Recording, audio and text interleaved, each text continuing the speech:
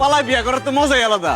কোনো টাকা পয়সা খরচ হয় না, আত্মীয় স্বজনদের দাওয়াত দিতে হয় না, বেশি সময়ও লাগে না, খালি কাজে বসে যাও আর বিয়া করো। কিন্তু টুম্পা, আমি একটা জিনিস বুঝলাম না, তোমার বাপের এত টাকা পয়সা ধন সম্পত্তি থাকার পরেও তুমি আমার মতো একটা সালহীন খয়রাতিরে কেন বিয়া করলে? এই, তোমার অন্য কোনো সমস্যা নাই তো? আমার কোনো সমস্যা নাই। আমি তোমার বিয়ে করছি কারণ আমার একটা বিয়ে করা দরকার, আমার জামাইয়ের দরকার। সেই জন্য আমার বাপে জায়গায় জায়গায় বাকি খায়। বাকির টাকা কেউ চাইলেই তারে কয় আমার মায়ের তোমার কাছে বিয়া দিয়ে দিব। এই কইরা কইরা আমার বিয়া করার ক্যান্ডিডেট সেই পর্যন্ত 25 জন খাড় করাইছে। এইভাবে চলতে থাকলে আমার বাপে তো কারোর সাথে আমার বিয়া দিব না, কারণ আমার বিয়া দিলেই তো সে আর কারোর সামনে মুলা ঝুলাইতে পারবো না। এই জন্য আমি তোমার বিয়া করে ফেলাইছি। তবে একটা কথা জানি না, খুব ভালো লাগছে যে তুমি আমার ভালোবাসো। আমি বলার সাথে সাথেই কি সুন্দর কাজী অফিসে নিয়ে এসে টুক করে আমার বিয়ে করে ফেললা। আচ্ছা, আমার কবে থেকে ভালোবাসো তুমি? জি না, আমি তোমারে ভালোবেসে বিয়া করি নাই। তুমি আমার ভালোবেসে বিয়ে করো নাই? বিয়ে করছো কে? তোমার আব্বার উপর প্রতিশোধ দেওয়ার জন্য। প্রতিশোধ মানে কিসের প্রতিশোধ?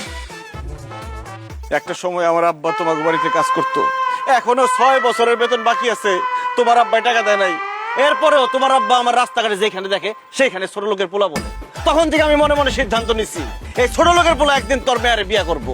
যেই মুখে তুই আমার ছোট লোকের পোলা কইছস, সেই মুখে তুই আমার জামাই কবি। আর সেই জামাই ডাক শোনার জন্যই আমি তোমার বিয়া করছি।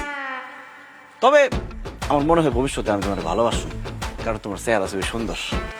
হায় আল্লাহ, তোমার বাপে আমগো বাড়িতে কাম করছে? মানে তুমি কাজের লোকের পোলা? আমার আব্বা তো তোমার দুই চোখে দেখতে পারবো না, কারণ সে ফকিনি পছন্দ করে না, সে পছন্দ করে বড় লোক যাতে তাকে বাঙ্গায় খাইতে পারে। হায় আল্লাহ, তোমার বিয়ে করে তো আমি বড় ভুল করে লাইছি। আমার আব্বা তোমার জীবনে আমার জামাই হিসেবে মাইনে নিব না। টুম্পা, তুমি শুধু একবার তোমাদের বাড়িতে আমার নিয়ে চলো, শুধু জামাই হিসাবে না, সে আমার বাপ ডাকবো দরকার হলে, কারণ আমার নাম সানি। শ্বশুরকে কিভাবে মানাইতে হয় আমি খুব ভালো করে জানি।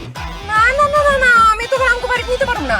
আমার আব্বাই জানলে বাসর হওয়ার আগে আমগো ডিভোর্স হইবে। আমাকে বিয়া হইছে, বাসরও হইব, সেটা তোমাকে বাড়িতে, তোমার বাপের পাশের রুমে। চলো তোমাদের বাড়িতে। না না না, আমি বাড়ি যেতে পারবো না। আব্বাই যদি জানে আমি কাজের লোকের পোলারে বিয়ে করছি, আমারে খুন করে ফেলাইবো। আমি বাইসে থাকতে আমার বউরে খুন করে ফেলাইবো, এমন বাপের বেটা পৃথিবীতে জন্ম নেয় নাই। টুম্পা, তুমি কোনো চিন্তা করো না, আমি ভাঙিয়ে দেবো তোমার বাপের সকল বড়াই। আজ থেকে হবে জামাই শ্বশুরের লড়াই। আজকে চাচা, আমি আর আপনার বাড়িতে কাম করুম না, ঠিক আছে? যা, বাজারটা ভিতরে দিয়ে যা। হইলো যা। গত একটা বছর ধরে আপনার বাড়িতে আমি কাম করতেছি, আপনি আমার একটা মাসেরও বেতন দেন নাই।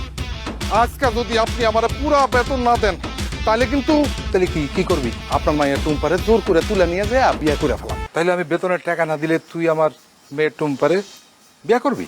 জি, বিয়ে করবি। হ্যাঁ, বিয়ে করতে অনেক টাকা লাগে, টাকা আছে? আপনি তো আমার ঠিক মতো বেতনই দেন না, টাকা জমা আমার গুড় থেকে। আমি মানুষের বাড়িতে কাম কাজ করে 1000-5 টাকা জমাইছি। 5,000 টাকা সাথে আছে? কেন? তোর কাছে যে 5,000 টাকা আছে ওটা তুই আমার দে। আর তুই যে আমার কাছে বেতন পাইতি, টাকা পাইতি, হ্যাঁ, ওটা তুই আমার মাফ করে দে। আমি তোরে আমার মায়ের সাথে বিয়া দিই। কি করলেন চাচা? আপনারে আমি বেতনের টাকা মাফ করে দিলে আর 5,000 টাকা দিলে আপনার মেয়ের লোক আমার বিয়া দিয়ে দিবেন? ও চাচা, আপনি মহান, আপনি মেহেরবান, আপনি কদরদান। চাচা নেন, আপা নেন, চাচা টাকা নেন, 5,000 টাকা আছে, গুনা দেখেন চাচা। চাচা, আপনি আপনার মেয়েরে ডাইকা নিয়ে আসেন, আমি শুভ কাজটা এক্ষুনি সরাই ফেলতে চাই। আসসালামু আলাইকুম আব্বা জান। ওয়ালাইকুম আসসালাম। কেমন আছেন আব্বা জান?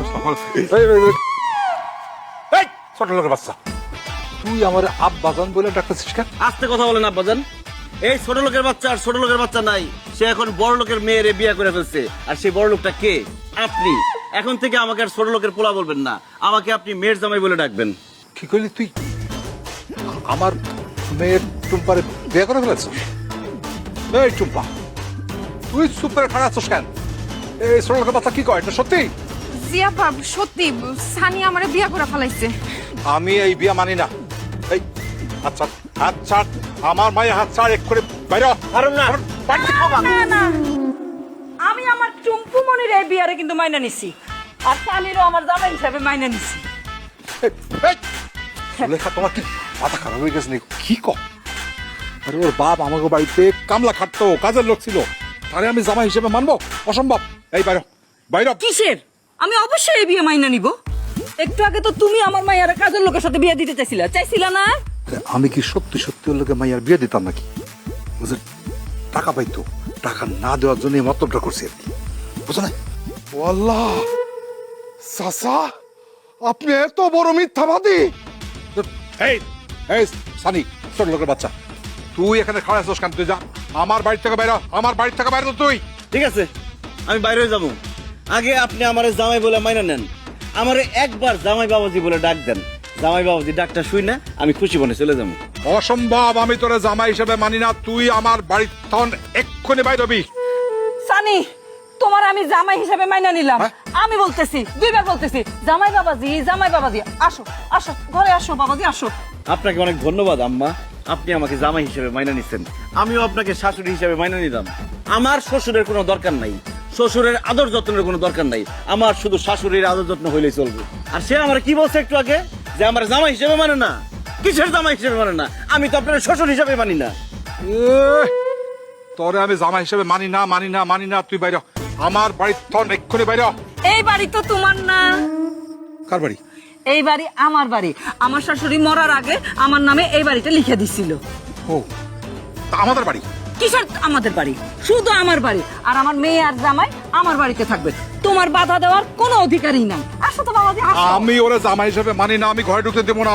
যদি ঢুকতে হয়, আমার লাশের মধ্যে ঢুকতে হইব। কি বললেন? আপনার লাশের উপর তো ঢুকতে হবে? হ্যাঁ।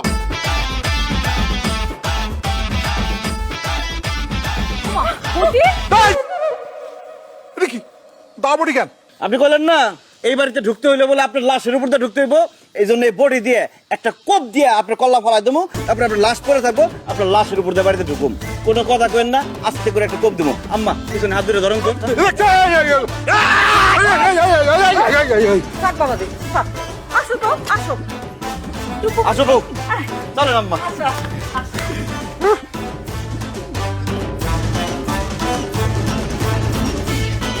চাচা, আপনার মেয়ের তো এখন বিয়ে হয়ে গেছে, আপনি এখন আমার মুখের সামনে আর কি মুলা চুলাইবেন?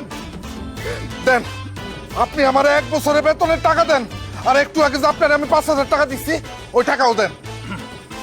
বাবা মন্টু, বুঝছো কি, টাকা পয়সা খুব খারাপ জিনিস, যার কাছে যায় তার হয়ে যায়। কিন্তু তোমার 5,000 টাকা আমার কাছে আসছে না, ওইটা মনে করো এখন থেকে আমার, ঠিক আছে? কি কইতাছেন আপনি? এই চাচা? লাউটা কি করছি? লাউ? কত ওজন হইব? লাউটা ওজন হইব সব মিলে ধরেন 2.5 কেজির মতো হইতে পারে। ঠিক আছে, তুমি বাড়ি থেকে ভিতরে রাখি আসো। যাও, যাও, যাও। আর রাই খাস মতো, কিন্তু আপনি আমার টাকা দিতেছেন না কেন? কিসের টাকা?